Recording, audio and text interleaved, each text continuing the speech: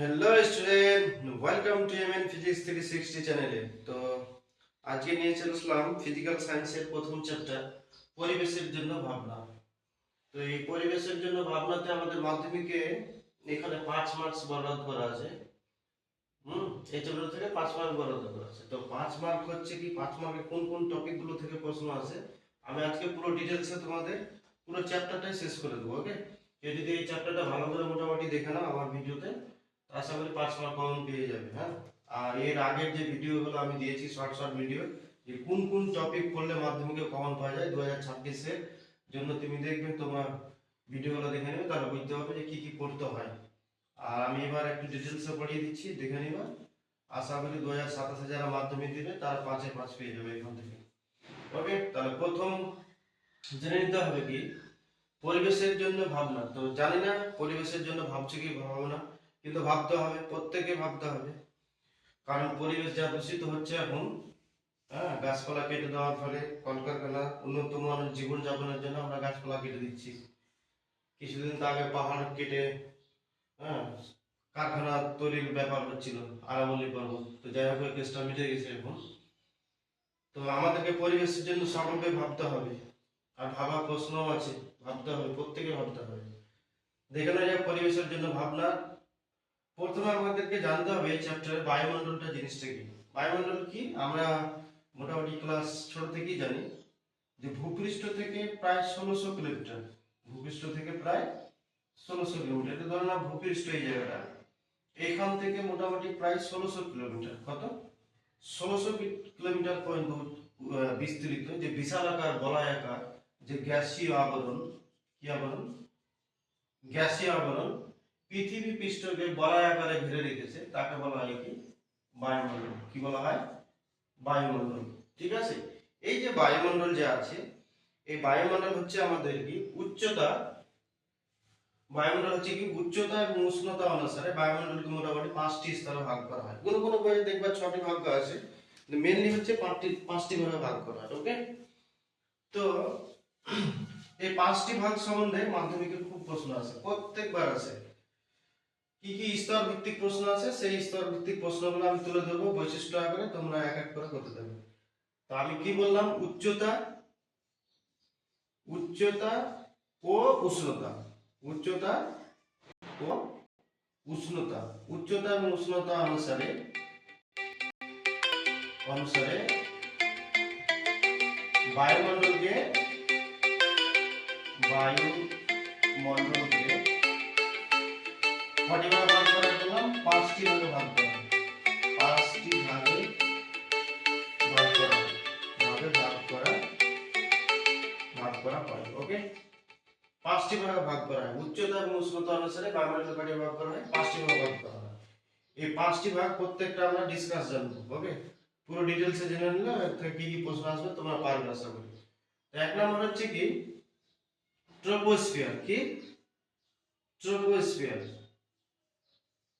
Troposphere একটা করে বলছি এবং এখান থেকে আমি পুরো ডিটেইলসে বলছি, কি কি প্রশ্ন আসবে এটা জেনে নিতে হবে। ট্রপোস্ফিয়ার মোটামুটি তোমার ধরো না ভূপৃষ্ঠ থেকে প্রায় 12 থেকে 18 কিলোমিটারটাকে বলা হয় ট্রপোস্ফিয়ার। তো সায়েন্সে কতটা উচ্চতা উচ্চতা এই নিয়ে প্রশ্ন হয় না অবশ্যই।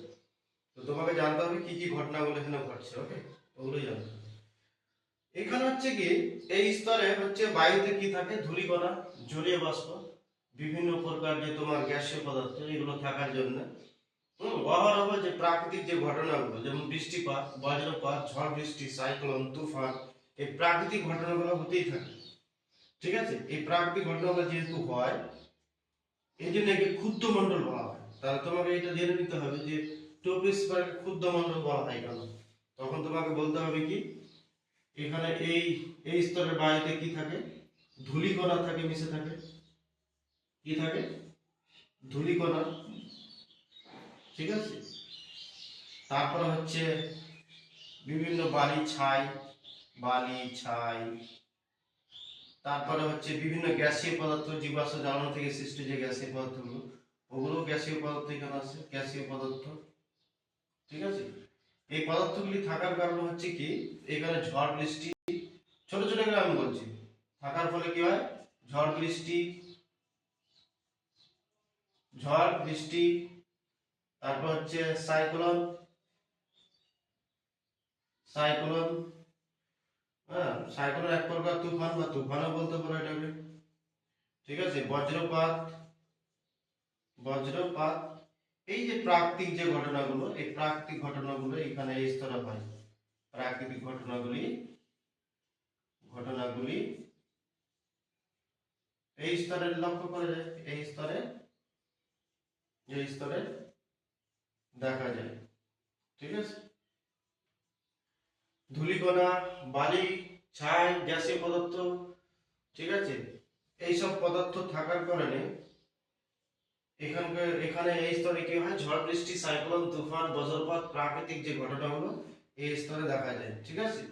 যার ফলে এই স্তরটাকে কি বলা হয়, ক্ষুদ্র মণ্ডল। যার ফলে এই স্তরটাকে কি বলা হয়, ক্ষুদ্র মণ্ডল। কি বলা হয়, ক্ষুদ্র মণ্ডল, ক্ষুদ্র মণ্ডল বলা হয়। তো আমি জাস্ট ক্ষুদ্র মণ্ডল কথা লিখে রাখলাম, তার মানে তোমাদেরকে বুঝে নিতে হবে এটাকে বলা হয় কি, ক্ষুদ্র মণ্ডল বলে। যেহেতু এই এখানে প্রাকৃতিক এই যে ঝড় বৃষ্টি, তুফান, সাইক্লোনের ঘটনাগুলি ঘটে, অথবা যেহেতু এটা হচ্ছে ক্ষুদ্র মণ্ডল, সেহেতু এখানে কি হয়, জেট প্লেন গুলো চলাচল করতে পারে না। জেট প্লেন, জেট প্লেন চলাচল করতে পারে না। ওকে, জেট প্লেন চলাচল করতে পারে না। তাহলে এটা একটা বৈশিষ্ট্য বলতে পারবে, করতে পারে না, হলো 2 নম্বর বৈশিষ্ট্য হলো, ঠিক আছে। 3 নম্বর বৈশিষ্ট্য হচ্ছে কি, তুমি যদি এই স্তর থেকে, ভূপৃষ্ঠ থেকে 1 কিলোমিটার উপরে উচ্চতা উঠতে থাকো, 1 কিলোমিটার উচ্চতাতে -6 ডিগ্রি সেন্টিগ্রেড উষ্ণতা কমে যায়। কত ডিগ্রি, 1 কিলোমিটার উচ্চতাতে -6 ডিগ্রি সেন্টিগ্রেড উষ্ণতা কমে যায়। এটা একটা বৈশিষ্ট্য বলতে পারবে, উষ্ণতা কমে যায়। আর উপরে যত উঠবে কি হয়, চাপ কমতে থাকে। এটা শুধু স্তর বলে না, যে কোনো আমি স্তরটা বলবো, 5টা স্তরের ক্ষেত্রে সেম ঘটনা ঘটে, যে তুমি যত উপরে উঠবে, উপরে উঠলে কি হয়, চাপটা কমে যায়। উপরে উঠলে চাপ কমে যায়, সবগুলো স্তরে এই ঘটনাটা হবে। এটা কমন কমন তোমার বৈশিষ্ট্য বলতে পারো, যে উপরে উঠলে চাপ কি হয়, কমে যায়।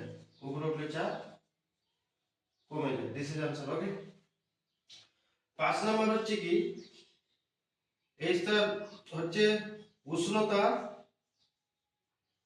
উষ্ণতা ও জলচক্র নিয়ন্ত্রণ করে। উষ্ণতা ও জলচক্র নিয়ন্ত্রণ করে। 5 নম্বর বৈশিষ্ট্য উষ্ণতা ও জলচক্র নিয়ন্ত্রণ করে, ঠিক আছে। তোমরা ভিডিওটা পজ করে কিন্তু এগুলো টুকে নিবে। ওকে, যে যেভাবে আমি বৈশিষ্ট্য বলছি এইভাবে বৈশিষ্ট্য অনুসারে প্রশ্ন হবে, অথবা বৈশিষ্ট্যগুলো থেকে শর্ট কোশ্চেন তুলে দেয় মাধ্যমিকে, ঠিক আছে। তো প্রথম হচ্ছে কি, এই স্তর হচ্ছে, এই স্তর বায়ুতে ধূলিকণা, তারপর হচ্ছে বালি, ছাই, গ্যাসীয় পদার্থ ইত্যাদি মিশে থাকে, যার ফলে হয় ঝড় বৃষ্টি, সাইক্লোন, তুফান, বজ্রপাত ইত্যাদি যে প্রাকৃতিক যে ঘটনাগুলি এই স্তরে দেখা যায়। ওই জন্য এই স্তরটাকে ক্ষুদ্রমণ্ডলও বলা হয়। যেহেতু এই ঘটনাগুলো ঘটে, তাহলে এই স্তর হচ্ছে কি, জেট প্লেন চলাচলের পক্ষে, ঠিক আছে, সুগম না। তার এখানে জেট প্লেন চলাচল করতে পারে না, এটা একটা বৈশিষ্ট্য। এখানে এই স্তরে ক্ষুদ্রমণ্ডল বলা হয়। 1 কিলোমিটার উচ্চতা তুমি যদি উপরে উঠো, তাহলে -6 ডিগ্রি উষ্ণতাটা কমে যায়। উপরে উঠলে চাপ কমে যায়। চাপ কমে যাওয়াটা হচ্ছে প্রত্যেকটা স্তরের কমন বৈশিষ্ট্য, কমন ক্যারেক্টারিস্টিক, ঠিক আছে। আর উষ্ণতা ও জলচক্র নিয়ন্ত্রণ করে এই আমাদের ট্রপোস্ফিয়ার। তাহলে ট্রপোস্ফিয়ার সম্বন্ধে এইটুকু তোমাকে জানতে হবে, তাহলে এনাফ। ওকে, তো পজ করে আশা করি টুকে নিবে তোমরা। নেক্সট, ট্রপোস্ফিয়ার গেল। এবার হচ্ছে 2 নাম্বার, স্ট্র্যাটোস্ফিয়ার। Roman 2, stratosphere. আমি 5টি ভাগে ভাগ বলেছি, এবার হচ্ছে কি, স্ট্র্যাটোস্ফিয়ার, স্ট্র্যাটোস্ফিয়ার, ঠিক আছে। অথবা ওজোন স্ফিয়ারও বলা হয়, কি ওজোন স্ফিয়ারও বলা হয়।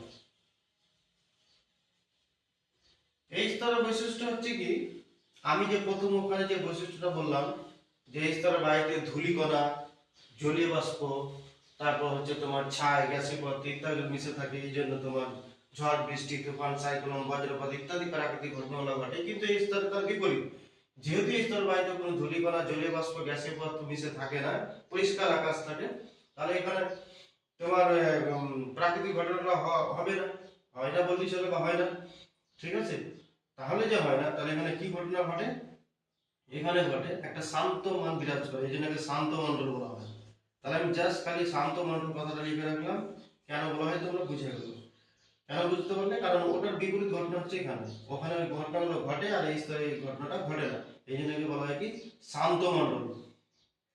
বি নাম্বার পয়েন্ট হচ্ছে কি, 2 নম্বর পয়েন্ট, এই স্তরে ওজোন গ্যাস পাওয়া গেছে। কি এই স্তরে কোন গ্যাস পাওয়া গেছে, ওজোন গ্যাস পাওয়া গেছে। ওজোন গ্যাস পাওয়ার জন্য এই স্তরটাকে বলা হয় কি ওজোন স্ফিয়ার বলা হয়, ঠিক আছে। Roman 30C। তারপর হচ্ছে কি এই যে স্ট্রাটোস্ফিয়ার বা ওজোন স্ফিয়ার, এটা তো শান্ত মণ্ডল বললাম, এইটা এখানে আমার ওজোন থাকার জন্য ওজোন স্ফিয়ারে বললাম। তারপর হচ্ছে পৃথিবী, এই যে সূর্য থেকে যে আগত রশ্মি ইউভি রশ্মি আল্ট্রাভায়োলেট, যদি ওজোন স্তর না থাকতো তাহলে আমাদের কি হতো, ক্যান্সার সৃষ্টি করতো। তাহলে এই ওজোন স্তর থাকার জন্য কি আমাদের ক্যান্সার থেকে রক্ষা করছে বিভিন্ন জীবজগৎকে, এটা একটা তুমি প্রশ্ন বলতে পারো। ডি নাম্বার হচ্ছে কি, যেহেতু এটা শান্ত মণ্ডল, তাহলে এখানে জেট যেগুলো প্লেন গুলো তাহলে এই স্তর দিয়ে চলাচল করে, তাহলে জেট প্লেন গুলো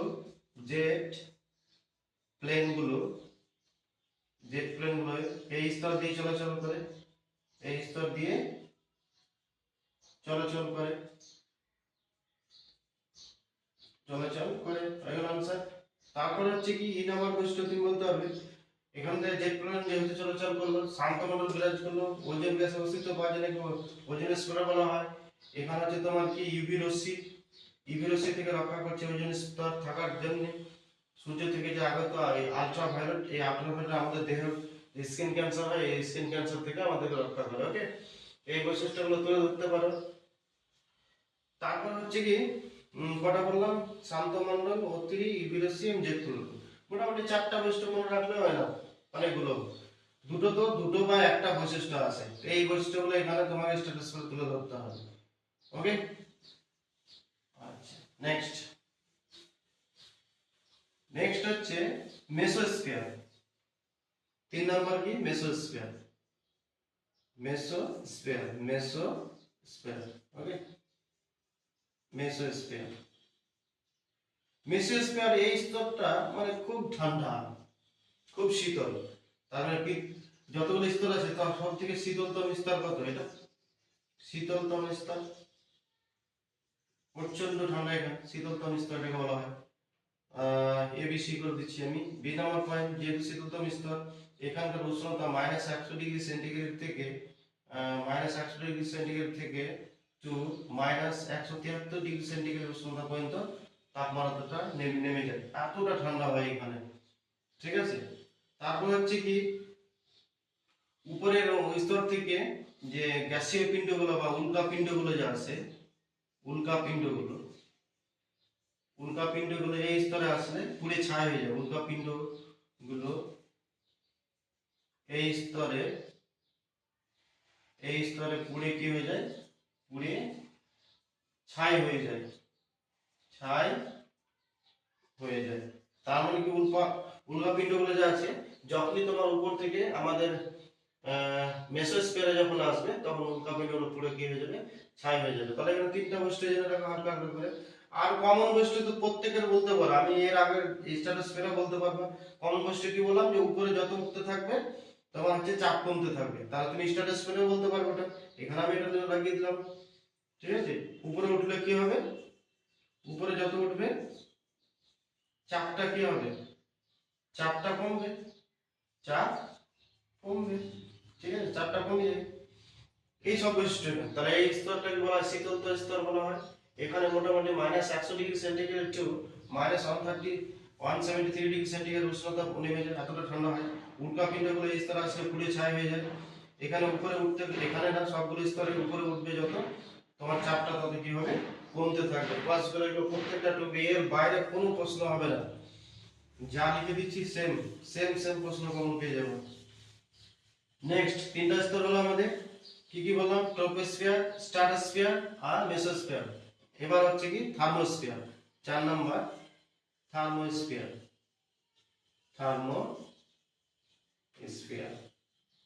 থার্মোস্ফিয়ার এই স্তরে কি হয়, গ্যাসগুলি আয়নিত অবস্থায় থাকে। এই স্তরে গ্যাসগুলো কি হয়ে থাকে, গ্যাসগুলি গ্যাসগুলি গ্যাসগুলি কি থাকে, আয়নিত অবস্থায়। ওকে, গ্যাসগুলি আয়নিত অবস্থায় থাকে। যেহেতু গ্যাসগুলি আয়নিত অবস্থায় থাকে তাই একে কি বলা হয়, আয়নোস্ফিয়ারও বলা হয়, তাই একে আয়নোস্ফিয়ারও বলা হয়। ওকে, খুবই ইম্পর্টেন্ট, মনে রাখবে। তার মানে একে আয়নোস্ফিয়ারও বলা হয়, থার্মোস্ফিয়ারকে কি বলা হয়, আয়নোস্ফিয়ার বা আয়নমণ্ডলও বলা হয়, আয়নমণ্ডল বা আয়নোস্ফিয়ার, আয়নোস্ফিয়ার। ওকে, আয়নোস্ফিয়ার বলে, তাই কি বলা হয়, আয়নোস্ফিয়ার বলে। কেন বলা হয়, কারণ এই স্তরে যে গ্যাসগুলি থাকবে সেটা কি কি অবস্থায় থাকবে, আয়নিত অবস্থায় থাকবে। ওকে, তাই এটা কি বলা হয়, আয়নোস্ফিয়ার বলা হয়। রোমান 2, এখানে মেরুজ্যোতি বা মেরু প্রভা লক্ষ্য করা যায়। এই স্তরে লক্ষ্য করতে পারবো তুমি, মেরুজ্যোতি বা মেরু প্রভা লক্ষ্য করা যায়। ওকে, পরীক্ষাতে আসে শর্ট কোশ্চেন, কোন স্তরে মেরুজ্যোতি বা মেরু প্রভা লক্ষ্য করা যায়। ওকে, কি বলবে, আয়নমণ্ডল বা আয়নোস্ফিয়ার বা থার্মোস্ফিয়ার। তারপরে ওইগুলো এবিসি দিয়ে দিই, এ বি এন্ড সি। তারপর হচ্ছে কি, এখানে হচ্ছে তোমার রেডিও ওয়েভ যে আছে, রেডিও ওয়েভ, রেডিও তরঙ্গ, বেতার তরঙ্গ, কি বলা হয়, বেতার তরঙ্গ, বেতার তরঙ্গ, রেডিও ওয়েভ। ওকে, রেডিও ওয়েভ যা আছে, রেডিও ওয়েভ, এই স্তরে রেডিও ওয়েভ কি হয়, প্রতিফলিত হয়। আমরা যে হ্যালো হাউ আর ইউ যে করি বা টিভি যে দেখি, তাহলে কোন স্তরের মধ্যে দিয়ে কথাগুলো যায়, এই যে থার্মোস্ফিয়ার দিয়ে। ওকে, রেডিও রেডিও প্রতিফলিত, প্রতিফলিত, প্রতিফলিত, প্রতিফলিত হয়। কোন স্তর দিয়ে প্রতিফলিত হয় রেডিও ওয়েভ, তাহলে আয়নোস্ফিয়ার দিয়ে বা থার্মোস্ফিয়ার দিয়ে। ঠিক আছে, তাহলে এই তিনখানা বৈশিষ্ট্য। আর একটা মনে রাখতে পারো, মোটামুটি ওটা ভালো ইম্পর্টেন্ট, এখানেও মোটামুটি টেম্পারেচারটা প্রায় 1200 ডিগ্রি সেন্টিগ্রেড, প্রায় কত, ওটা 1200 ডিগ্রি সেন্টিগ্রেড উষ্ণতাটা হয়ে যায়, এতটা স্তর হয়ে যায়। আর এর থেকে যখন বেশি চলে যাবে তখন এক্সোস্ফিয়ার চলে যাবে। ওকে, তাহলে এই মোটামুটি। আর একটা কমন বৈশিষ্ট্য তো আমি প্রত্যেককে বলছি, যে প্রত্যেকটা ক্ষেত্রে তুমি এটা ইনপুট করতে পারো, যে উচ্চতা যত বৃদ্ধি পাবে চাপটা তত কি হয়, কমতে থাকে। তাহলে উচ্চতা তুমি বৃদ্ধি করলে, উচ্চতা এভাবে বৃদ্ধি করলে তাহলে চাপটা কি হবে, চাপটা কমবে। উচ্চতা বৃদ্ধি করো তাহলে চাপটা কি হয়, কমে যাবে। প্রত্যেকটা ক্ষেত্রে এই বৈশিষ্ট্য লিখতে পারবে, এটা কমন বৈশিষ্ট্য। ওকে, বৈশিষ্ট্য লিখতে আসলে এই বৈশিষ্ট্য লিখবে, নাহলে তো এমনিতে এটা প্রশ্ন সাধারণত আসে না। এইগুলো থেকে প্রশ্ন আসবে, এই এটা থাকে, মানে এটা বেশি থাকে, সব থেকে বেশি মাধ্যমিকে এখান থেকে প্রশ্ন করে। ওকে, তাহলে 4 নম্বর বৈশিষ্ট্য হয়ে গেল, পাস করে টুকে নাও। নেক্সট লাস্ট স্তর যেটা আমাদের, যতগুলো স্তর আছে তার মধ্যে লাস্ট স্তর হচ্ছে আমাদের কি, এক্সোস্ফিয়ার। কি 5 নম্বর হচ্ছে কি, এক্সোস্ফিয়ার। এক্সোস্ফিয়ার, এক্সোস্ফিয়ার যেভাবে স্তরগুলো বললাম সেভাবে সেম ভাবে পড়ে যাবে। ঠিক আছে, সেম ভাবে পড়াশোনা করো আর খাতায় নোট ডাউন করে রেখে দাও। ঠিক আছে, তাহলে কাজে লেগে যাবে। আর বইটা একবার রিডিং দিও, বই ছাড়া কোনো কিছু হয় না, কিন্তু বইটা রিডিং দিবে। ভাষার জন্য অনেক সময় ভাষা খুঁজে পাবে না লেখার সময়।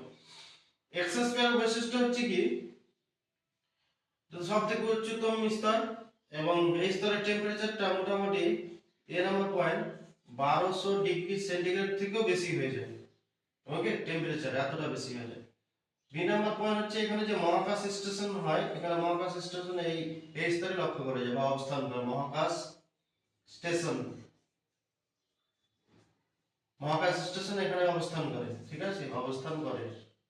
তারপর হচ্ছে আমরা যে বলি যে স্যাটেলাইট, কৃত্রিম যে উপগ্রহ গুলো, স্যাটেলাইট গুলো, তাহলে স্যাটেলাইট গুলো বা কৃত্রিম যে উপগ্রহ, কৃত্রিম উপগ্রহ, কৃত্রিম উপগ্রহ, উপগ্রহ কোন স্তরে অবস্থান করে, এই স্তরে কৃত্রিম উপগ্রহ অবস্থান, এইখানে অবস্থান লেখা আছে, তাহলে করে কৃত্রিম উপগ্রহ এই স্তরে তোমার অবস্থান করে। নেক্সট ডি নাম্বার পয়েন্ট, এখানে হচ্ছে হাইড্রোজেন এবং হিলিয়াম গ্যাস প্রচুর পরিমাণে পাওয়া যায়। হাইড্রোজেন এবং হিলিয়াম গ্যাস পাওয়া যায় এই স্তরে। তাহলে এই গ্যাসগুলি এই স্তরে পাওয়া যায়, গ্যাসগুলি পাওয়া যায়, পাওয়া যায়। This is answer. ওকে, তাহলে এই এক্সোস্ফিয়ার সম্বন্ধে এই মোটামুটি চারখানা বৈশিষ্ট্য জানলে হলো। টেম্পারেচারটা প্রায় 1200 ডিগ্রি সেন্টিগ্রেড থেকে বেশি হয়ে যায়। মহাকাশ স্টেশন অবস্থান এখানে করে। কৃত্রিম উপগ্রহ যে স্যাটেলাইট গুলো যে আমরা পাঠাচ্ছি, এই যে কিছুদিন আগে আমাদের ইন্ডিয়া থেকে যে পাঠিয়েছিল ইসরো থেকে কৃত্রিম উপগ্রহ বিক্রম, তো এই স্তরের গিয়ে স্টেশনটা এই স্টেশনে পৌঁছে যায়। ঠিক আছে, কৃত্রিম উপগ্রহ স্যাটেলাইট গুলো যে পাঠানো হয় তাহলে এই স্তর দিয়ে পাঠানো হয়। তারপরে এখানে হচ্ছে কি হাইড্রোজেন এবং হিলিয়াম গ্যাসের অস্তিত্ব গুলো পাওয়া গেছে এখানে। ওকে, নেক্সট, তাহলে পাঁচটাই আমি মোটামুটি স্তরকে তোমাদেরকে আলোচনা করে দিলাম। তাহলে পরিবেশের জন্য ভাবনার যে প্রথম যে পাঁচটা স্তর আছে কি, troposphere, stratosphere, mesosphere, thermosphere and last exosphere. এই প্রত্যেকটা বৈশিষ্ট্য এখানেও তাহলে সেম ঘটনা। ই নাম্বার যদি পয়েন্ট দাও, যেটা আমি একটু বললাম, এখানে তুমি যদি উচ্চতা বৃদ্ধি করো, উচ্চতাটাকে বৃদ্ধি করছো মানে উচ্চতা উপরে যাচ্ছে, তাহলে চাপটা তোমার কি হয়ে যাবে, কমে যাবে। এটা কমন বৈশিষ্ট্য, সবার ক্ষেত্রে বলতে পারবে। ওকে, আশা করি পজ করে তোমরা টুকে নিতে। নেক্সট, নেক্সট টপিক আমরা যেটা জেনে নেব সেটা হচ্ছে গ্রিন হাউস। খুব ইম্পর্টেন্ট, খুব ইম্পর্টেন্ট, মোস্ট ইম্পর্টেন্ট। আর মাধ্যমিকে 2 মার্ক এই টপিকটাকে কমন। আর গ্রিন হাউস থেকে কি কি প্রশ্ন আসতে পারে পুরো আরো যদি ডিটেলসে জানো, তা আমার এমএন ফিজিক্স 360 চ্যানেলে আমার ভিডিও দেওয়া আছে গ্রিন হাউস গ্যাস সম্বন্ধে। ওই ভিডিওটা তোমরা দেখে নিতে পারো, ওখানে আরো আমি ডিটেলসে বলে দিয়েছি। ওকে, তাও এখন আমি যতটা পাচ্ছি তোমাদেরকে বলছি। ওকে, দেখো না, গ্রিন হাউস গ্যাস কি, green house, green house gas. তো ফার্স্ট অফ অল আমাদেরকে দেখে নিতে হবে যে প্রধান যে গ্রিন হাউস গ্যাসগুলো কি কি গ্যাস, কোন গ্যাসগুলোকে আমরা মোটামুটি গ্রিন হাউস গ্যাসের, ঠিক আছে, টেবিলে রাখতে পারি। যেমন বা যেগুলো নিয়ে বেশি চর্চা হয় আমি সেগুলো তোমাদের সম্মুখে ডিসকাস করে দিচ্ছি। ফার্স্ট যেটা আমরা বলবো CO2। ঠিক আছে, তোমরা আমার আগের ভিডিও দেখবে, এটার উপর আমি কত প্রেসার দিয়ে এটাকে ভিডিও বানিয়েছিলাম। আমি এটা প্রচুর প্রেসার দিয়ে দিয়ে দিয়ে বলেছি এখান থেকে কি কি প্রশ্ন আসতে পারে। আর সেম প্রশ্ন 2026 এর যে মাধ্যমিকে এসেছে। ঠিক আছে, তারপর হচ্ছে সিএফসি বলতে পারো, সিএফসি। 3 নম্বর তুমি বলতে পারো মিথেন, বলে দাও CH4 মিথেন। 4 নম্বর বলতে পারো নাইট্রাস অক্সাইড। তারপর হচ্ছে 5 নম্বর বলতে পারো ওজোন। এবং 6 নম্বর বলতে পারো জলীয় বাষ্প। 6 নম্বর বলতে পারো কি, জলীয় বাষ্প। এই যে নিষ্ক্রিয় যে গ্যাস বা সরি গ্রিন হাউস যে গ্যাস, এই গ্রিন হাউস গ্যাসগুলোকে এগুলোকে কেন্দ্র করে মাধ্যমিকে বেশি প্রশ্ন তৈরি করে। Favourite topic. ঠিক আছে, মাধ্যমিকের যারা এক্সামার, যারা কোশ্চেন তৈরি করে ওনাদের হচ্ছে এই টপিকটি হচ্ছে ফেভারিট টপিক। এখান থেকে কোশ্চেন করবে। এখান থেকে যে কোশ্চেনটা আসে মাধ্যমিকে সেই কোশ্চেনগুলো আমি বলছি। এখান থেকে একটা যদিও চলে এসেছে এবার, তা আমি আবার বলে দিচ্ছি। আমি এর আগেও চিৎকার করে বলেছি কোথা থেকে কি ধরনের প্রশ্ন আসতে পারে। কার্বন ডাইঅক্সাইড প্রধান গ্রিন হাউস গ্যাস। তোমাকে যদি বলে যে গ্রিন হাউস গ্যাস এছাড়া তো অনেকগুলো আরো গ্রিন হাউস গ্যাস হিসেবে কল্পনা করছে কোন কোন বইয়ে, যদিও সায়েন্সের ক্ষেত্রে ধরা হচ্ছে না। হ্যাঁ, নাইট্রোজেন মনোক্সাইড, তারপর হচ্ছে তোমার NO2, কোন কোন বই আবার SO2 ধরছে, কোন কোন আবার সালফার, হেক্সাফ্লোরাইড কেও ধরে নিচ্ছে গ্রিন হাউস গ্যাস। এগুলো তো আছে। ঠিক আছে, এগুলো থেকে আমরা যেটা জানবো, নাইট্রোজেন মনোক্সাইডটা মনে রাখবে, জেট প্লেনগুলো যে চলাচল করে সেখান থেকে কিন্তু নাইট্রোজেন মনোক্সাইডটা তৈরি হয়। ঠিক আছে, এটা কিন্তু আবার ওজনকে বিয়োজন করে দেয়। CO2, CO2 হচ্ছে প্রধান গ্রিন হাউস গ্যাস। কি প্রধান গ্রিন হাউস গ্যাস? আমি ছোট ছোট করে বললাম, তোমরা পারলে টুকে নিবে। CO2 কে বলা হয় প্রধান গ্রিন হাউস গ্যাস। যেহেতু প্রধান গ্রিন হাউস গ্যাস, তাহলে কি করতে পারবে, বায়ুমণ্ডলের তাপমাত্রা যতগুলো তোমার গ্রিন হাউস গ্যাস আছে সব থেকে বেশি তাহলে বায়ুমণ্ডলের তাপমাত্রা বৃদ্ধি করতে কে পারবে, CO2 পারবে। তাহলে টেম্পারেচার সব থেকে বেশি বৃদ্ধি করে কে, CO2 বৃদ্ধি করে। কিন্তু দেখো টুইস্টটা হচ্ছে এখানে এই 3 নম্বর যে পয়েন্টটা, আর আমি এটাই পয়েন্টে একবার খুব গুরুত্ব দিয়ে বলেছিলাম ফিজিক্যাল সায়েন্সের আগের ভিডিওতে, আমি জাস্ট এটাতে গুরুত্ব দিয়েছিলাম যে কার্বন ডাইঅক্সাইড হচ্ছে প্রধান গ্রিন হাউস গ্যাস, সব থেকে বেশি টেম্পারেচার বৃদ্ধি করছে। কিন্তু CO2 আবার কিন্তু ওজোন স্তরের কোনো ক্ষতি করে না। ওজোন স্তরে বা ওজোন স্তরের যে তোমার যে ওজোন স্তরের যে ইটা আছে আয়তনটা, ডেনসিটিটা, অথবা ওজোন স্তরে যে ওজোন গ্যাসটা আছে সেটাকে বিয়োজনে কোনো প্রকার ভূমিকা CO2 নেই। তার মানে কি ওজোন স্তরের কোনো ক্ষতি করে না, ওজোন স্তরের কোনো ক্ষতি করে না, কোনো ক্ষতি করে না। ওকে, এই পয়েন্টটার উপরে মাধ্যমিকে বা প্রশ্ন চলে আসলো 2026-এ। আমি খুব গুরুত্ব দিয়েছিলাম যে এই কথাটা মনে রাখবে। তাহলে এবার তোমাদের না আসার সম্ভাবনা, কিন্তু জেনে রাখো। ওকে, রিপিটেশন হতেই পারে কোশ্চেন, আর 10 মার্ক মোটামুটি রিপিট করে কোশ্চেন। তো তোমাকে জানতে হবে তাহলে কি এটা হচ্ছে আমাদের প্রধান গ্রিন হাউস গ্যাস, এবং বায়ুমণ্ডলে যে সব থেকে যতগুলো আমাদের গ্রিন হাউস গ্যাস আছে টেম্পারেচার তো প্রত্যেকেই বৃদ্ধি করছে, কিন্তু সব থেকে বেশি বৃদ্ধি করে সেটা হচ্ছে কি আমাদের CO2। তাহলে CO2 থেকে এইটুকু আমাদের জানতে হবে। নেক্সট CFC কি, CFC, এই CFC গ্যাস হচ্ছে কি, আমি যে বললাম এখানে ওজোন স্তরের ক্ষতি করে না, আর CFC তার জাস্ট বিপরীত। তাহলে ওজোন স্তরের সব থেকে বেশি ক্ষতি করে কে, এই CFC সবচেয়ে বেশি ক্ষতি করে, সবচেয়ে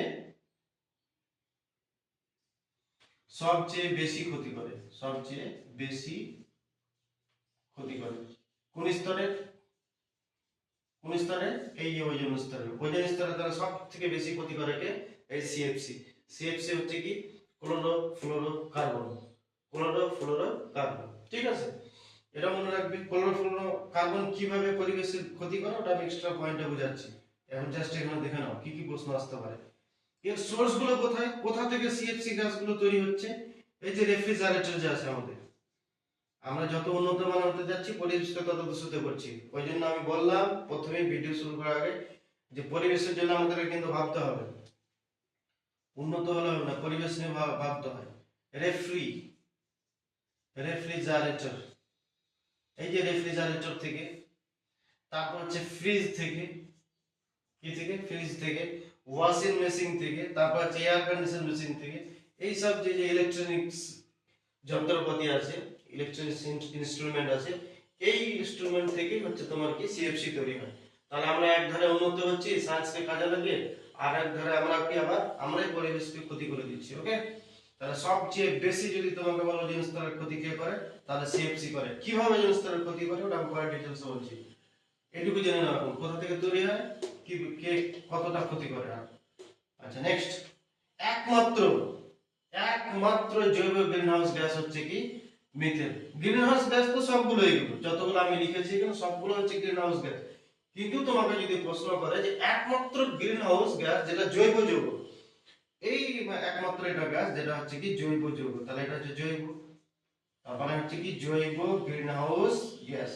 তোমাকে যদি বলে গ্রিনহাউস গ্যাসগুলোর মধ্যে কোনটি হচ্ছে জৈব যৌগ বা জৈব, তাহলে তোমাকে বলতে হবে মিথেন। ওকে, আর এই মিথেন সম্পর্কে আমার একটা শর্ট ভিডিও দেওয়া আছে, আমি আই থিংক মোটামুটি 6 মিনিট না 3 মিনিট এরকম টাইপের কথা বলে দেখে নিব। এই মিথেন সম্পর্কে কি কি প্রশ্ন আসতে পারে ওখানে আমি ডিটেইলসে আলোচনা করে দিয়েছি, ওর বাইরে প্রশ্ন হবেই না। আর এবার যেহেতু আমি আগে ভিডিওটা আপলোড করেছি চ্যানেলে, তোমরা মেনে নিও 26-এ কি কি এসেছে আর ওখান থেকে এসেছে, আর আসবে শিওর। নেক্সট ওই যে 27-এ প্রশ্ন আসবে, এখান থেকে কি কি আসবে ওই কয়েকটা প্রশ্নের মধ্যে আসবে। তাহলে একমাত্র হচ্ছে জৈব গ্রিনহাউস গ্যাসের নাম কি, গ্রিনহাউস গ্যাস কোনটা, মিথেন। তাহলে মিথেনটাকে এটা জেনে নিতে হবে। মিথেনতে এসে আমি আরো ডিটেইলসে বলেছি, ওখান থেকেই দেখবে। বায়োগ্যাসের প্রধান উপাদান মিথেন, সিএনজি গ্যাসের প্রধান উপাদান মিথেন, তারপর হচ্ছে গোবর গ্যাসের প্রধান উপাদান হচ্ছে মিথেন, তারপর ধান খেতে কোন গ্যাস তৈরি হয়, মিথেন।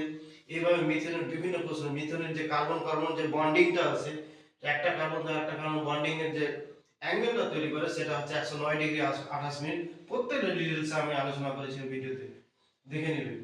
ওকে, তারপর হচ্ছে নাইট্রাস অক্সাইডের বিশেষ কোনো ভূমিকা না থাকলে ওজোন স্তরের ক্ষতি করতে সাহায্য করছে। ওজোন স্তর হচ্ছে আমাদেরকে, ওজোন স্তরে যেহেতু ওজোন গ্যাস থাকার জন্য একটা লেয়ার তৈরি করে, আস্তরণ তৈরি করে, যার ফলে সূর্য থেকে ইউভি রশ্মিটা আমাদের কি হচ্ছে ভূপৃষ্ঠতে আসতে পারে না ওজোন স্তর ভেদ করে, আর যদি আসে তাহলে আমাদের স্কিন ক্যান্সার সৃষ্টি করবে। আর বর্তমানে কি হচ্ছে অ্যান্টার্কটিকা যে মহাদেশ আছে, অ্যান্টার্কটিকা মহাদেশে বিজ্ঞানী জো ফরম্যান, এটা মনে রাখবে জো ফরম্যান, বিজ্ঞানী যে জো ফরম্যান সর্বপ্রথম লক্ষ্য করেছেন অ্যান্টার্কটিকা মহাদেশের যে ওজোন স্তরটা আছে, ওই ওজোন স্তরে হচ্ছে কি ওজোন স্তরের যে ঘনত্ব, ওই ঘনত্বটা দিনের পর দিন কমে যাচ্ছে। ঠিক আছে, দিনের পর দিন যদি ঘনত্ব যদি কমতে থাকে, জো ফরম্যান, মনে রাখো সায়েন্টিস্টের নাম কি বললাম, জো ফরম্যান। ধরো এখানে সূর্য আছে, এখানে কি আছে, সূর্য। এবার সূর্য থেকে যে আমাদের ইউভি রশ্মি আছে, আল্ট্রাভায়োলেট যে আসছে, এই আল্ট্রাভায়োলেটটা যদি তোমার ওজোন স্তরটা আস্তে আস্তে ক্ষয় হতে হতে হতে হতে হতে হতে হতে পুরো যদি এখানে ছিদ্র হয়ে যায়, এখানে ধরো পশু পাখি মানুষ সহ জীব সহ অনেক কিছু আছে, ঠিক আছে। এখানে একজন আছে, ধরো ধরো আমাদের সাহেলি আছে, ঠিক আছে। তা সাহেলের কি হবে, এই ইউভি রশ্মিটা, এই রশ্মিটা এসে সাহেলের দেহে এসে পড়বে, আর দেহে এসে পড়লে আমাদের চামড়াতে ত্বকের ক্ষত সৃষ্টি করবে, শেষ ফল কি হবে, স্কিন ক্যান্সার সৃষ্টি করবে। তার ওজোন স্তর থাকলে কি হয়, ওজোন স্তর একটা লেই তৈরি করে দেয়, এবং আস্তরণ তৈরি করে দেয়, ছাতার মতো ঢেকে রাখে।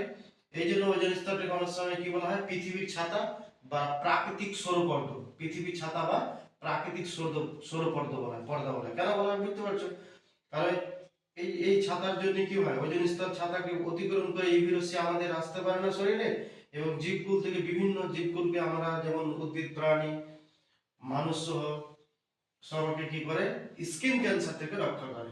এই জন্য তোমাকে অনেক সময় ওজোন স্তরকে কি বলা হয়, পৃথিবীর ছাতা। যেমন আমাদের ছাতা কি করে, ঝড় বৃষ্টি তুফান সাইক্লোন, প্রচন্ড রোদ পড়ছে, আমরা ছাতা ফুটিয়ে ধরে থাকি, তাহলে আমাদেরকে রক্ষা করছে যেমন ছাতা, সেমন কি রক্ষা করে, আমাদের যে ওজোন স্তর আছে সূর্যরশ্মির ইউভি রশ্মি থেকে রক্ষা করে। এই জন্য এই স্তরটাকে কি বলা হয়, ওজোন স্তরকে প্রাকৃতিক সৌরপর্দা বা পৃথিবীর ছত্র বলা হয়, মনে রাখবে।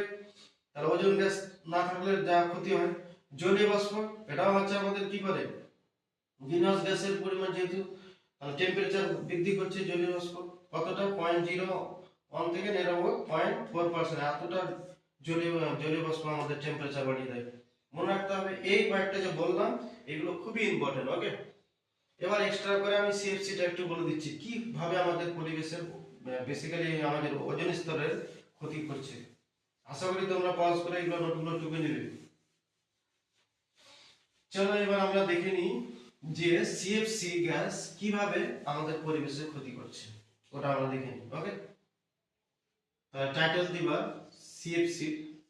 আর এই যে সিএফসি আছে, ক্লোরোফ্লোরোকার্বন, 1987 কানাডাতে, কোথায়, কানাডা, 1987 এ কানাডার মন্ট্রিল বলে একটা শহর আছে, মন্ট্রিল প্রোটোকল, অনেক সময় বলা হয় মন্ট্রিল প্রোটোকল। তো মন্ট্রিলে কতটা কর্মসূচি নেওয়া হয়েছিল, ঠিক আছে, প্রোটোকল কিসের জন্য, একমাত্র হচ্ছে কি 1987 এ কানাডার মন্ট্রিলে একটা প্রোটোকল নেওয়া হয়েছিল যে সিএফসি কে কমাতে হবে অথবা পুরোপুরি বন্ধ করে দিতে হবে, সিএফসি গ্যাস যেগুলো তৈরি হচ্ছে সেই সব যন্ত্রপাতি। এই নিয়ে কিন্তু একটা, ঠিক আছে, মিটিং বা কর্মসূচি বসেছিল, কোথায়, মন্ট্রিলে, কোথায়, কানাডা, কত সালে, 1987 এ। মনে রাখো, শর্ট কোশ্চেন আকারে আসতেও পারে, সালটা আসে না সাধারণত এই মাধ্যমিক এক্সাম, অন্য অন্য এক্সাম আসতে পারে, কোথায়, কানাডাতে, মন্ট্রিল প্রোটোকল। তোমরা বলতে পারো যে মন্ট্রিল প্রোটোকলের প্রধান উদ্দেশ্য কি ছিল, সিএফসি গ্যাসকে কমানো অথবা সিএফসি গ্যাসকে না ব্যবহার করা, বা যেসব সোর্স থেকে সিএফসি গ্যাস তৈরি হচ্ছে তাদেরকে বাতিল করে দেওয়া, এই নিয়ে একটা কর্মসূচি হয়েছিল। তাহলে সিএফসি গ্যাস কিভাবে ক্ষতি করে, সিএফসি এর ক্ষতিকারক প্রভাব, ওকে। চলো, এই হচ্ছে টাইটেল। তাহলে সিএফসি গ্যাস কোথা থেকে তৈরি হয় তোমরা বুঝতে পারলে, refrigerator, fridge, washing machine, AC machine, এগুলো থেকে হচ্ছে কি বিভিন্ন যে ইলেকট্রিক্যাল ইনস্ট্রুমেন্ট আছে, মানে যারা নিজেকে বেশি উন্নত মনে করে তাদের ক্ষেত্রে বা তাদের ফ্যামিলিতে বেশি সিএফসি গ্যাস তৈরি করছে। এই যে সিএফসি গ্যাসে যখন তোমার সূর্য থেকে আগত ইউভি রশ্মি, কি ইউভি রশ্মি, নেভার 300 ন্যানোমিটার এতটা মোটামুটি তরঙ্গদৈর্ঘ্যটা যখন পড়ে, তখন সিএফসি গ্যাস থেকে ক্লোরিন যে আছে গ্যাস, ক্লোরোফ্লোরোকার্বন, এই যে ক্লোরো বলছি, এই যে এখানকার যে ক্লোরিনটা, মুক্ত ক্লোরিন একটা বেরিয়ে আসে এখান থেকে, ওকে। তো ফার্স্ট তোমরা বিক্রিয়াটা তুলে ধরবে সিএফসি থেকে, তাহলে সিএফসি থেকে সূর্যের যে ইউভি রশ্মি, সেটা একটা মুক্ত ক্লোরিন পরমাণু তৈরি করে, আর এই একটা মুক্ত ক্লোরিন পরমাণু লক্ষাধিক ওজোন গ্যাসকে অক্সিজেন গ্যাসে বিয়োজিত করতে পারে। দেখো বিক্রিয়ার মাধ্যমে আমি দেখাচ্ছি।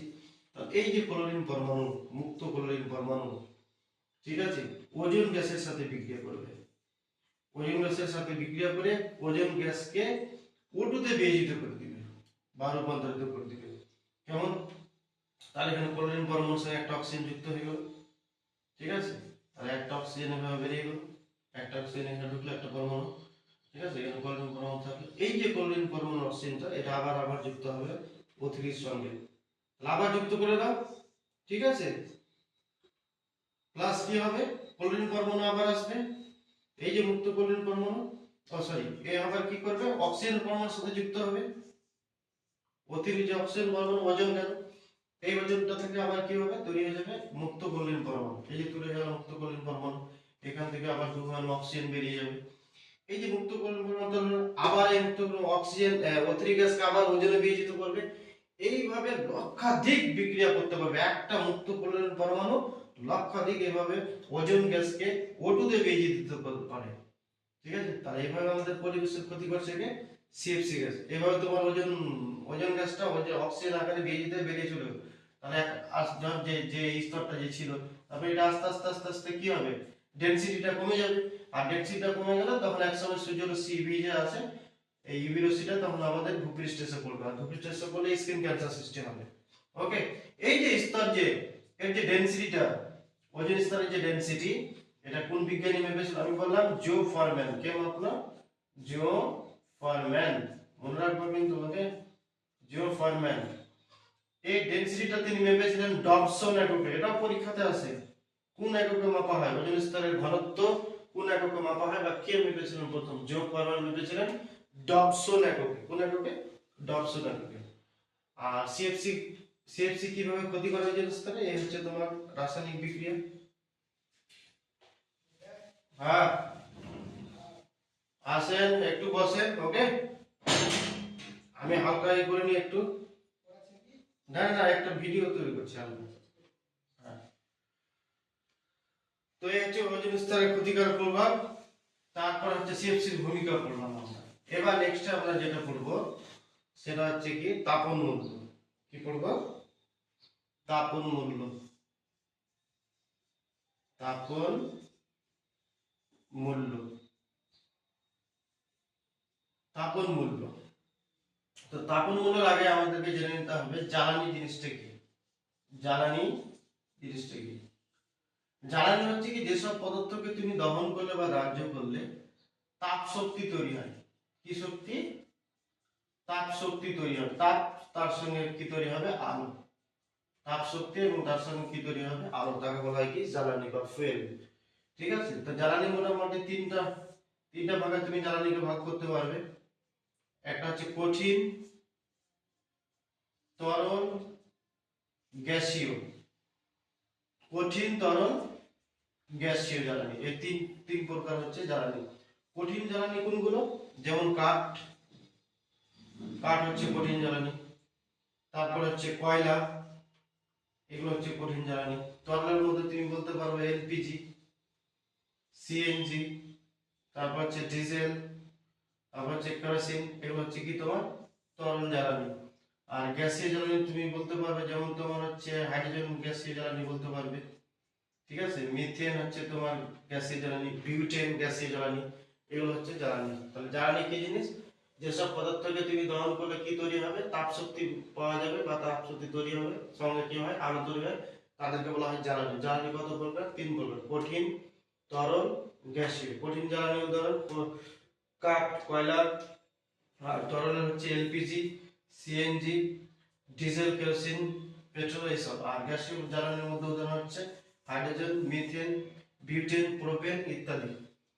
ওকে, তো তাপন মূল্যটা হচ্ছে কি, যখন তুমি 1 কেজি 1 কেজি কোনো কঠিন নিবা, কোনো কঠিন পদার্থ না, 1 কেজি ভরে কি হচ্ছে, 1 কেজি ভরে যখন কোনো কঠিন পদার্থ নিবে, কত কেজি ভরে? 1 কেজি ভরে। এটা এসেছে, এবার একটু ঘুরিয়ে এসেছে কিন্তু এসেছে তাপন মূল্য। 1 কেজি ভরে কোনো কঠিন পদার্থ নিতে পারো বা তরল নাও, বা 1 ঘনমিটার 1 ঘনমিটার আয়তন বিশিষ্ট গ্যাসীয় পদার্থ নাও, তুমি যেটা নাও না কেন, একে সম্পূর্ণ দহন করলে। কি দহন করলে? সম্পূর্ণ দহনের ফলে যে পরিমাণ তুমি হিট এনার্জি পাবে, ঠিক আছে। 1 কেজি ভরের কোনো কঠিন বা তরল বা গ্যাসীয় পদার্থকে সম্পূর্ণ দহন করলে যে পরিমাণ তোমার কি পাওয়া যায়, হিট এনার্জি পাওয়া যায়। হিট এনার্জি পাওয়া যায়, হিট এনার্জি মিন্স তাপ শক্তি পাওয়া যায়। যে পরিমাণ তোমার তাপ শক্তি পাওয়া যায় তাকে বলা হয় কি তোমার তাপন মূল্য বা ক্যালোরিফিক ভ্যালু। কি বলা হয়? Calorific value. Okay, calorific value, তাপন মূল্য। তাহলে 1 কেজি ভরের কোনো কঠিন বা তরল বা 1 ঘনমিটার গ্যাসীয় পদার্থকে তুমি সম্পূর্ণ যদি তুমি জ্বালানি করো, তাহলে যে পরিমাণ তোমার হচ্ছে কি হিট এনার্জি পাওয়া যাবে তাকে বলা হয় কি ওই পদার্থের তাপন মূল্য। ঠিক আছে, এবার দেখে নাও তাপন মূল্যর সিরিজটা মোটামুটি। এই সিরিজ থেকে এবার প্রশ্ন আসার সম্ভাবনা ম্যাক্সিমাম, এখান থেকে প্রশ্ন এবার আসবে। তো প্রথম হচ্ছে কি হাইড্রোজেন, তারপর হচ্ছে এলপিজি, দেন সিএনজি, সরি ভাইয়া সিএনজি, তারপর হচ্ছে তোমার পেট্রোল, তারপর তুমি বলতে পারো কেরোসিন বলো। কেরোসিন ডিজেল প্রায় নিয়ার অ্যাবাউট সমান আছে। তারপর হচ্ছে তোমার কয়লা, তারপর তুমি বলতে পারো কাঠ। তাহলে সব থেকে বেশি তোমাকে যদি বলে তাপন মূল্য কাঠ, এই তাপন মূল্যের উপরে যে আমার একটা শর্ট ভিডিও আছে ওখানে দেখে নিবা, তাপন মূল্য আরো ডিটেইলস আমি বলে দিয়েছি। তাপন মূল্য হচ্ছে সব থেকে বেশি হচ্ছে কি হাইড্রোজেন, তারপর হচ্ছে এলপিজি, তারপর হচ্ছে সিএনজি, তারপর হচ্ছে পেট্রোল, কেরোসিন ডিজেল, কাঠ, কয়লা এবং কাঠ। তাহলে সব থেকে কম হচ্ছে কি এখানে আমাদের কাঠ। এবার অনেক সময় দেখা যায় পরীক্ষাতে যে মাধ্যমিকে যে হাইড্রোজেন থাকে না, তখন আনসার কি হয়ে যাবে এলপিজি। ঠিক আছে, এলপিজির প্রধান উপাদান কি বিউটেন। এলপিজির প্রধান উপাদান কি বিউটেন, লিকুইফাইড পেট্রোলিয়াম গ্যাস। সিএনজির প্রধান উপাদান কি মিথেন। সিএনজির প্রধান উপাদান কি মিথেন, কম্প্রেসড ন্যাচারাল গ্যাস। ওকে, এগুলো মনে রাখবে, এগুলো শর্ট কোশ্চেন আকারে তুলে দিয়ে দেয়।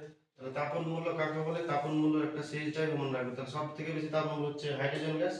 হাইড্রোজেন যদি অপশনে না থাকে তাহলে এলপিজি, এলপিজি না থাকলে সিএনজি, সিএনজি না থাকলে পেট্রোল। এই হচ্ছে তোমার তাপন মূল্য। এবার আমাদের আর একটা টপিক জেনে নেব, সেটা হচ্ছে কি বিভিন্ন প্রকার যে প্রচলিত শক্তি এবং অপ্রচলিত শক্তিগুলো যে আছে। কি প্রচলিত শক্তি, প্রচলিত শক্তি ও অপ্রচলিত শক্তি। অপ্রচলিত শক্তি পার্থক্য একবারে জেনে নিচ্ছি আমরা, তাহলে মোটামুটি সবগুলো ক্লিয়ার হয়ে যাবে। প্রচলিত শক্তি এবং অপ্রচলিত শক্তি। তাহলে প্রচলিত শক্তি কাকে বলে, যেসব শক্তি ব্যবহারের ফলে ফুরিয়ে যাবে না, এই পৃথিবী থেকে কখনো ফুরাবে না। ঠিক আছে, এবং পরিবেশ দূষণ কম করে। প্রচলিত শক্তি ব্যবহার করলে কি হচ্ছে, পরিবেশ দূষণ কম করবে এবং এটা কখনো এই সব শক্তি কখনো ফুরাবে না, তাদেরকে বলা হয় কি প্রচলিত শক্তি। অপ্রচলিত শক্তি হচ্ছে তার ঠিক বিপরীত, রিনিউয়েবল যেটা এনার্জি, জাস্ট তার বিপরীত। এই সরি, প্রচলিত শক্তি হচ্ছে কি এখানে ফুরিয়ে যাবে। প্রচলিত শক্তি তাহলে ফুরিয়ে যাবে, ছোট্ট করে পড়ে নিচ্ছি, এটা তার মানে কি হচ্ছে একসময় কি ফুরিয়ে যাবে। প্রচলিত শক্তি কি ফুরিয়ে যাবে এবং পরিবেশ দূষণটা কি করবে, বেশি করবে। পরিবেশ দূষণ বেশি করে। তাহলে এইসব শক্তি যদি ব্যবহার করে প্রচলিত শক্তি, এরা হচ্ছে ফুরিয়ে যাবে এবং এরা পরিবেশ দূষণ বেশি করে, তাকে বলা হয় প্রচলিত শক্তি। আর অপ্রচলিত শক্তি হচ্ছে কি কখনো ফুরাবে না, মানে অফুরন্ত, অফুরন্ত এবং পরিবেশ দূষণের দিকটা যদি তুলে ধরা খুবই কম, করে না বললেই চলে অপ্রচলিত শক্তি। 2 নম্বর হচ্ছে কি এদের ব্যবহার বেশি, ব্যবহার বেশি এদের, কিন্তু অপ্রচলিত শক্তির ব্যবহার এখনো সব জায়গায় হচ্ছে না। তাহলে ব্যবহার কম এদের, বাস্তবে তাহলে এদের ব্যবহার কম। 3 নম্বর তুমি বলতে পারো যে এদের উদাহরণগুলো দিয়ে দেবো, যেমন কয়লা, petrol, diesel, kerosene, LPG, CNG, এগুলো হচ্ছে প্রত্যেকটা হচ্ছে কি তোমার প্রচলিত শক্তি। ওকে, অপ্রচলিত শক্তি হচ্ছে তুমি উদাহরণ হিসেবে বলতে পারো সৌরশক্তি, কি সৌরশক্তি, তারপর হচ্ছে বায়ু শক্তি, সৌরশক্তি, বায়ু শক্তি, জোয়ার ভাটা শক্তি, জোয়ার ভাটা শক্তি, তারপরে হচ্ছে তোমার ভূতাপ শক্তি, এগুলো হচ্ছে প্রত্যেকটা হচ্ছে তোমার অপরযুক্ত শক্তি। ঠিক আছে, সৌরশক্তি কাজে লাগে যখন সোলার প্ল্যান্ট তৈরি করা হয়, বিভিন্ন যে সোলার প্ল্যান্ট তৈরি করা হয়, ওই সোলার প্ল্যান্টে একটা সিলিকন ধাতু ব্যবহার করা, ধাতু তো বলা যাবে না, সেমিকন্ডাক্টর, অর্ধপরিবাহী, এই অর্ধপরিবাহীটা ব্যবহার করা হয় সৌরশক্তিকে কাজে লাগিয়ে। সৌর যে প্ল্যান্ট তৈরি করা হয় বা সোলার কুকার যে তৈরি করে, ওখানে হচ্ছে কি তোমার সিলিকন ধাতু ব্যবহার করা হয়, সরি, অর্ধপরিবাহী, সেমিকন্ডাক্টর। এই যে সৌরশক্তির কাজে লাগে যে সোলার প্ল্যান্ট বা সৌর যেখানে, তো একটা কোষ ব্যবহার করা হয় যার নাম হচ্ছে সরল ভোল্টীয় কোষ। কি কোষ? সরল ভোল্টীয় কোষ। এই কোষটা ব্যবহার করা হয় এখানে। আর উপরে যে স্তরটা থাকে, ওই স্তরটা হচ্ছে কাঁচ দিয়ে তৈরি। কি দিয়ে তৈরি? কাঁচ। কুকারটা যে থাকে সোলার কুকার, ওই সোলার কুকার যে উপর যে স্তরটা, সেই স্তরটা কিন্তু কাঁচ দিয়ে তৈরি। ঠিক আছে, আর সোলার প্ল্যান্ট যাতে তৈরি, যে সোলার প্ল্যান্টটা তৈরি করছি, সেটা অর্ধপরিবাহী সিলিকন দিয়ে তৈরি। মনে রাখবে এগুলো কিন্তু। আর এখানে একটা সেল ব্যবহার করা হয়, কোষ ব্যবহার করা হয়, যেটা নাম হচ্ছে সরল ভোল্টীয় কোষ। তাহলে এখানে তোমার এক্সট্রা যে প্রশ্নগুলো আসবে, এগুলো আসার সম্ভাবনা আছে। ওকে, নেক্সট টপিক। তাহলে এখানে তিনটা পার্থক্য বলে দিলাম, তিনটা পার্থক্যের মোটামুটি তিনটাই মনে রাখবে, আর এইগুলো ব্যবহারগুলো মনে রাখবে, ব্যবহারগত উদাহরণগুলো। তাহলে আশা করি পর্যন্ত শক্তি অপর্যন্ত শক্তি থেকে প্রশ্নগুলো পেয়ে যাবে। তাহলে সৌরশক্তি সম্পর্কে বললাম। এবার আমি বলছি, তোমাকে বলবে এমন একটা, তোমরা আশা করি সবাই জানো যে পৃথিবীর সকল শক্তির উৎস কি? সূর্য। কিন্তু ভূতাপ যে শক্তি আছে, সেটা প্রত্যক্ষ বা পরোক্ষ ভাবে সূর্য থেকে আসে না। তাহলে তোমাকে বলতে পারে পৃথিবীর সকল শক্তির উৎস হচ্ছে সূর্য, কিন্তু কোন শক্তি যেটা সূর্য থেকে আসে না, পরোক্ষভাবে প্রত্যক্ষ, কোনটা দিক থেকে আসে না, সেটা হচ্ছে কি ভূতাপ শক্তি। মনে রাখবে, ভূতাপ শক্তি। ভূতাপ শক্তি কি স্যার? এক কথায় ভূপৃষ্ঠের নিচে প্রচন্ড যে ম্যাগমা বা লাভা যে নির্গত হয়, ওই তাপ থেকে যে এনার্জি তৈরি করা হয়, সেটা হচ্ছে কি ভূতাপ শক্তি। ঠিক আছে, আর এই ভূতাপ শক্তিকে কাজে লাগে এখন কি করা হচ্ছে, টারবাইন ঘুরিয়ে বিদ্যুৎ তৈরি করা হচ্ছে, তো ভূতাপ শক্তির কাজে লাগে। ঠিক আছে, কিন্তু এর একটা সুবিধা হলো, এর অসুবিধা হচ্ছে কি অনেক উন্নত মানের টেকনোলজি লাগে, নাহলে কিন্তু পারা যায় না, খরচ বেশি হয়ে যায়। সাধারণ এক ইউনিটে যা খরচা হয় জল বিদ্যুৎ তৈরি করতে, অন্য বিদ্যুৎ তৈরি করতে, তাপ বিদ্যুৎ তৈরি করতে, কিন্তু ভূতাপ শক্তিতে এক ইউনিটে তার থেকে বেশি খরচ হয়ে যাচ্ছে, যেহেতু টেকনোলজি আমাদের অতটা উন্নত হয়নি এখন। ওকে, নেক্সট। এবার হচ্ছে আমাদের খুব ইম্পর্টেন্ট টপিক, উপরে মাধ্যমিকের জন্য খুব ইম্পর্টেন্ট হচ্ছে মিথেন হাইড্রেট। কি?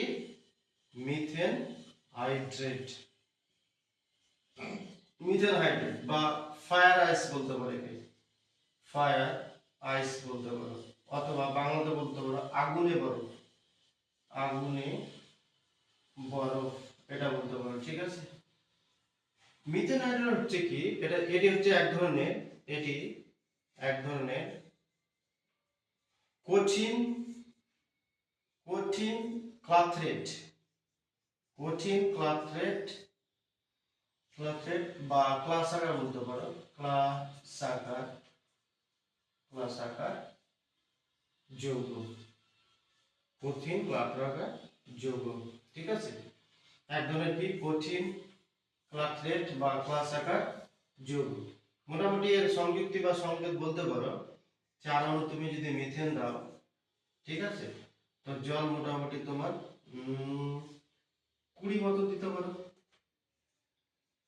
20 অণু হচ্ছে জল, এতটা মোটামুটি, অথবা কোনো কোনো বই 23ও লেখা থাকে, এভাবে দিতে পারবে। এই হচ্ছে তার সংকেত। আগুনে বরফ কেন হয়? যেহেতু মিথেন হাইড্রেটের মধ্যে বরফ সদৃশ কি থাকে, মিথেন হাইড্রেটের মধ্যে বরফ সদৃশ তোমার থাকে কি মিথেন। এবার যখন মিথেন যখন তোমার এই মিথেন হাইড্রেটের আগুনের সংস্পর্শে আসে, তখন মিথেনটা যখন প্রচন্ড বেগে ধপ করে আগুন জ্বলে যায়। এই জন্য অনেক সময় বলা হয় ফায়ার আইসও বলা হয়। ওকে, আর বর্তমান টেকনোলজি বিশেষ ব্যবস্থার সাহায্যে মিথেন হাইড্রেট থেকে মিথেন নিষ্কাশন করে, ঠিক আছে, জ্বালানি হিসেবে ব্যবহার করা হচ্ছে। তো মনে রাখো, মিথেন হাইড্রেটের অপর নাম কি? ফায়ার আইস বলা হয়। মিথেন হাইড্রেট কি? ফায়ার আইস বা আগুনে বরফ। এটি হচ্ছে এক ধরনের ক্লাস আকার কঠিন ক্লাথরেট যৌগ। এই মিথেন হাইড্রাইডকে বিশেষ ব্যবস্থার সাহায্যে মিথেন নিষ্কাশন করে একে জ্বালানি হিসেবে ব্যবহার করা হচ্ছে। তারপর হচ্ছে কি সুইট গ্যাস কাকে বলে? সুইট গ্যাস, সুইট গ্যাস কয়লা খনি থেকে যদি তুমি মিথেন প্রস্তুত করো, কি থেকে? কয়লা খনি। যদি সোর্সটা দেখা যায় কয়লা খনি থেকে তৈরি হয়েছে, কয়লা খনি থেকে প্রস্তুত প্রস্তুত কিকে মিথেনকে বলা হয় কি তোমার সুইট গ্যাস। কি বলা হয়? সুইট গ্যাস বলা হয়। তাহলে কয়লা খনি থেকে প্রস্তুত যে মিথেন গ্যাস তাকে বলা হয় কি সুইট গ্যাস। কেন বলা হয়? কারণ এখানে হাইড্রোজেন সালফাইড মিশে থাকে না। কি থাকে না? হাইড্রোজেন সালফাইড মিশে থাকে না।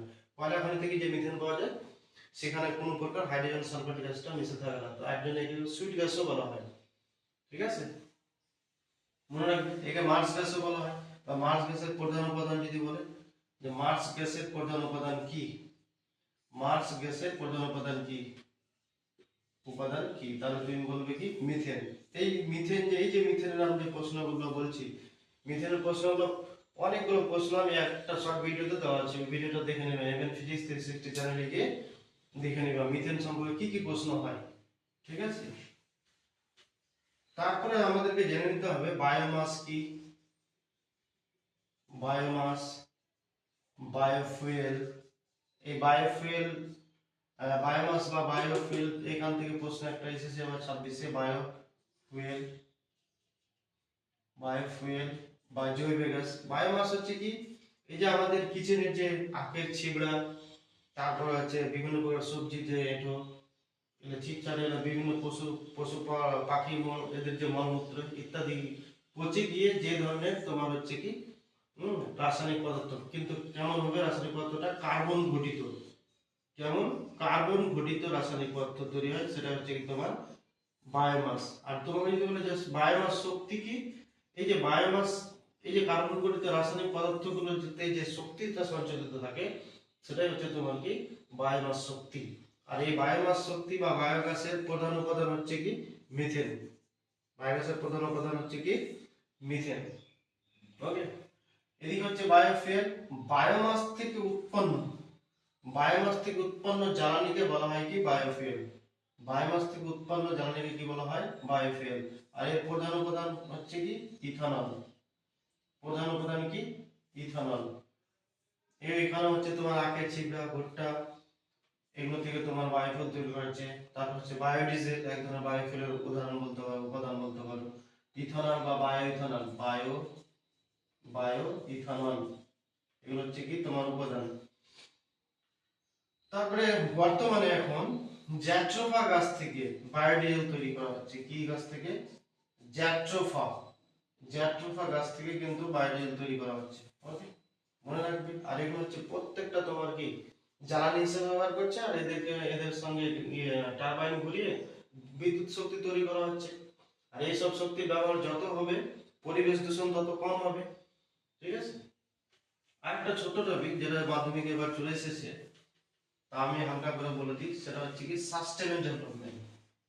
কি সাস্টেইনেবল ডেভেলপমেন্ট? এবার এসেছে sustainable development, sustainable development, sustainable development. ঠিক আছে, সাস্টেইনেবল বা স্থিতিশীল উন্নয়ন, স্থিতিশীল, স্থিতিশীল উন্নয়ন খুব ইম্পর্টেন্ট টপিক। কিন্তু মাধ্যমিকে এবার এসেছে এটা কাকে বলে এসেছে, কিন্তু অন্য কোনো প্রশ্ন তোমাকে দিতে পারো, শর্ট কোশ্চেন জেনে রাখা ভালো। আর জানতে তো হবেই তোমাকে স্থিতিশীল উন্নয়ন। সবসময় মার্কসের পিছনে ছুটলে হবে না, জানতেও হবে না কিছু উন্নয়ন। স্থিতিশীল উন্নয়ন কাকে বলে? এক কথায় প্রাকৃতিক সম্পদকে, প্রাকৃতিক সম্পদকে তুমি যদি এমন ভাবে ব্যবহার করো, মানব কল্যাণের উন্নয়নের জন্য ব্যবহার করবা, কিন্তু ভবিষ্যৎকে সুরক্ষিত রেখে। প্রাকৃতিক সম্পদকে আমরা ব্যবহার করব, কিন্তু ভবিষ্যৎকে কি করে সুরক্ষিত রেখে বর্তমানের যদি উন্নতি করা হয়, তাহলে থেকে বলা হয় কি স্থিতিশীল উন্নয়ন বা সাস্টেইনেবল ডেভেলপমেন্ট। ওকে, কি বললাম? প্রাকৃতিক সম্পদের ব্যবহার কেমন ভাবে করতে হয়? ভবিষ্যৎকে সুরক্ষিত রেখে বর্তমানের উন্নতিকে বলা হয় কি স্থিতিশীল উন্নয়ন বা সাস্টেইনেবল ডেভেলপমেন্ট। ঠিক আছে, আমি বলে দিলাম, তোমরা আবার দেখে নেবা, ভিডিও টুকেও নেবা। আর কি লিখতে গেলাম আমি আর লিখলাম না। হ্যাঁ, সাস্টেইনেবল ডেভেলপমেন্ট আমি বলে দিচ্ছি আর একবার লাস্ট।